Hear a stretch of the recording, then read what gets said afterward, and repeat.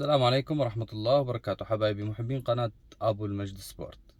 اليوم 22/3 في مباراة لمنتخب الأولمبي السوري ضد شقيقه منتخب النشامة حبايبنا.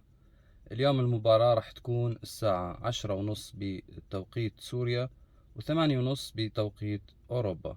مباراة حتكون مباراة النصف النهائي للتأهل للمباراة النهائية.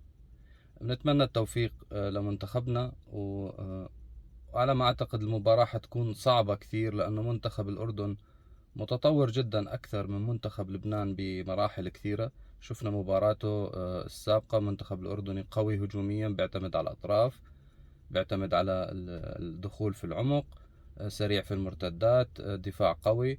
فأمام نسورنا مهمة صعبة اليوم. نتمنى المدرب يتلافى أخطاء المباراة السابقة اللي كانت مع لبنان، اختيار التشكيلة الصحيحة. يعني صرنا احنا كجمهور نعرف كل لاعب مركزه الصحيح ومين اللاعب الأفضل يتواجد في المباراة. المباراة السابقة ألاند عبدي المحترف واللي قدم أداء كتير كبير بمبارياتنا السابقة مع الشباب، أدى أداء جيد، لكن نتفاجأ بنزل بدقيقة 90 وتم تبديل أيضا هوزان عثمان، وجام مصطفى ما كان بمركزه الصحيح. نتمنى نشوف خطة لعب صحيحة، لأن المباراة السابقة صراحة ما شفنا تمركز جيد للاعبين، ما عرفنا كل لاعب شو هو مركزه. نتمنى كل لاعب يلتزم بمركزه، المدرب يعطي التعليمات لكل لاعب يتواجد بمركزه الصحيح.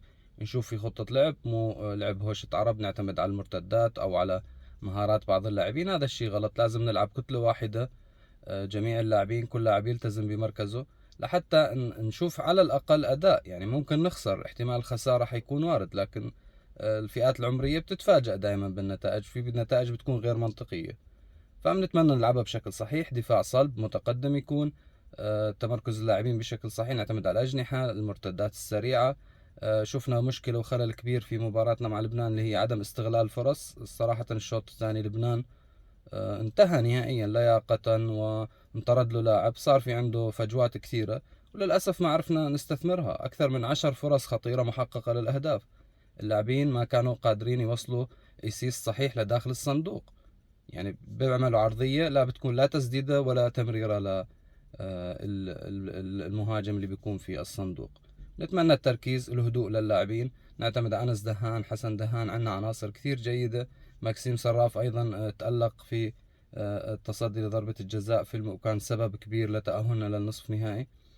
بنتمنى نشوف أداء على الأقل مشرف يليق بمنتخب سوريا، وبتمنى التوفيق لمنتخبنا. المباراة حتكون منقولة على كثير قنوات، على اليوتيوب وعلى قناة أبو ظبي.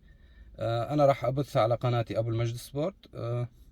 نتمنى التواجد، وانتظرونا اليوم الساعة 8:30 توقيت أوروبا، 10:30 توقيت سوريا. كل التوفيق لمنتخبنا، والسلام عليكم.